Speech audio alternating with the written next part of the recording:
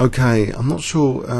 Playing unusual openings is. Oh no, 2474. I'll stick with my French. I was just about to say the tactical territory is unknown. If you play sometimes something different, and positional territory. I think the okay. Why am I playing someone this high on this part of the auto bearing? Why? He hasn't lost that many games. Okay, he has lost though to Tanya. Okay, he's probably beatable. Let's try for an IQP. I think I know this from a recent over the board. That in this position, if you go for the IQP, it might be a good game here. Better game than allowing E5 sometimes. Okay. I think this is can be logical sometimes, but it can be a bit of a time waste.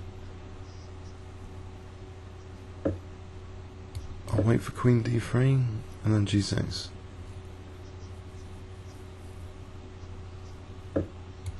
Okay, because he might have things like D5 coming up. His bishop's going to go here and he's going to sack on F7 or something.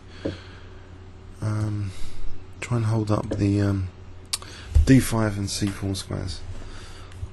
So Rook C8 and then Knight C4.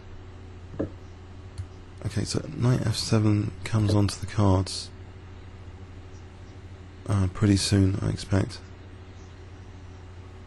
But if I get Knight C4 in, doesn't seem too bad to get Knight C4 in.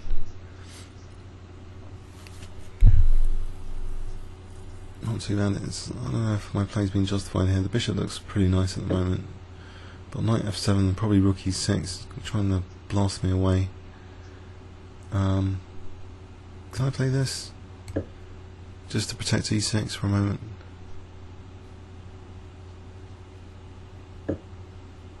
If I play Bishop G7 here, I'm still I'm hoping I'm coming away from the light squares if he takes.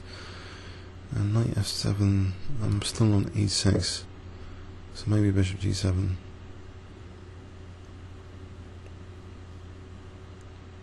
He might be playing Knight F7 here, you never know. But this E6 protection I'm hoping is good enough at the moment.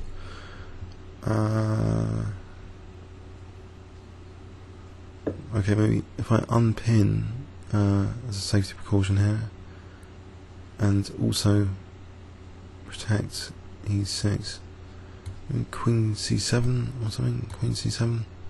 Once your bishop takes, then Knight E4. Okay, maybe I can take. As Knight F7, I can play Queen F7. Alright, Queen F7.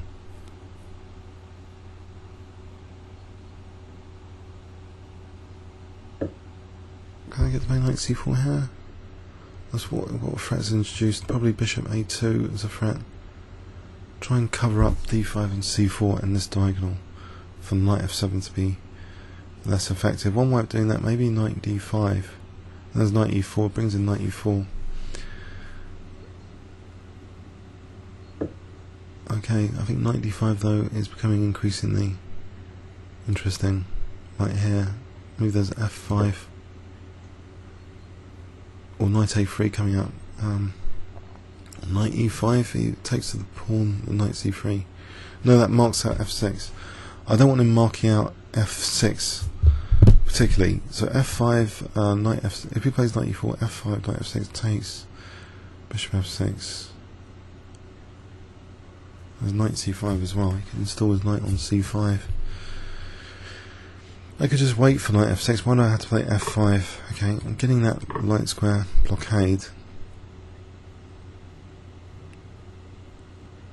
And he's getting onto the dark squares. If I play F5 here, and then just take, it might be worth it here. Might be. Not sure.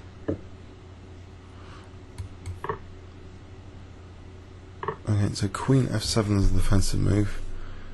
On Knight B2. No, I don't want Queen. I don't want Rook C1 particularly. Although Knight B2 might be the time to nick a pawn. and then queen f7. If I nick a pawn here,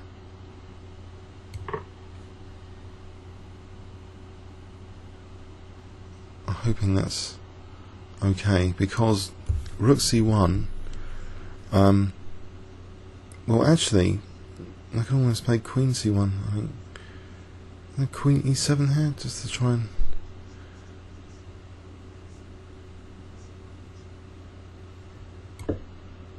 exchange off queens, gain another tempo. What can I do with that one? Queen a3. No, bishop f6, put my queen somewhere. I could just take another pawn to cause some sort of panic, then go back to e7 after, then queen f7, just nicking 2 pawns. So the endgame would be would be okay. Okay, can I get this guy off?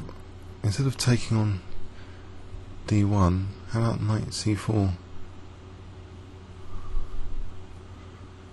Taking on d1 might give me a passive position. Let's be interesting about it, because his rook's going to come in. You're taking. Okay, I'm going to regret this. I want bishop instead of the rook, because I've got a pawn. Okay, he's not letting me have that, so he's giving me another pawn.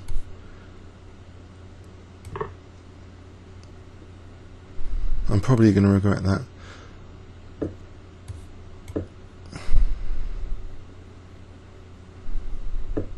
There's queen h4 here. I get this pin, and then maybe queen g4.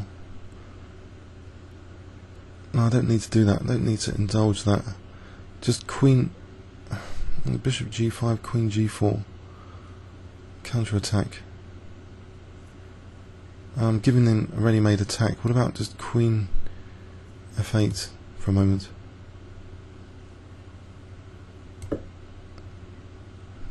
Just try and get the queens off. Queen g7? What about just queen g7? Okay. Okay, now I think it's come a clock battle. He's 2 pawns down here without a clear-cut kingside attack. So can I just get into pre-move mode and use these 2 passed pawns and hopefully not get mated? The knight's kind of a guardian of the dark squares here. So I'm hoping a5, a4. Okay, he's going to take away that lovely guardian of light squares. Get his bishop back on nasty diagonal.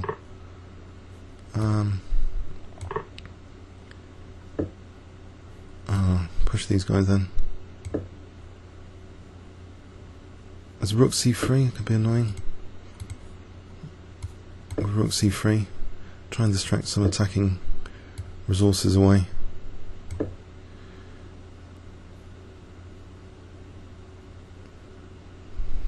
"35 seconds. Can I play b3 after? And a4. I find this very scary. I don't want him on my back row, that's for sure. Can I play queen g6 here? Doesn't that get rid of queens? Because I'm on g2. Blimey. This guy, how did that happen? I don't get it. Someone that high rated. I don't get it. How did I manage to it's the rating's incredible. If on the auto pairing, that sort of rating is I think it's a pretty high rank. Well, 58. Okay, it's not that high. But yeah. Alright, that was game of the morning, I think. And scary. I think I was scared about all these tactics all the time, which you get in the isolated queen's pawn situations. There's dynamism. So these soft spot tactics, and trying to get the king off the light squares. You can get the king off the light squares. That chain reaction isn't as effective when a sacrifice on a light square soft spot happens. If the king's on like g7. Now here, this is a bit controversial. f5, and I am losing the dark square bishop, but this is nicely perched. This is nicely blockaded. I've got the whole diagonal secure, and he's given me that. You know, I could have won the exchange, but I chickened out because, I mean, maybe not rationally, but this bishop would seem to be there for quite a while, and maybe, you know, his rook could get menacing with rook g6 on the cards, possibly, but he's tied down to the back row, so I don't know if he's just played this unsoundly. I think he might have just been playing this unsoundly, and he got irritated here, it seems, allowing this. Yeah, well, it's short on time as well. Comments or questions on YouTube. Thanks very much.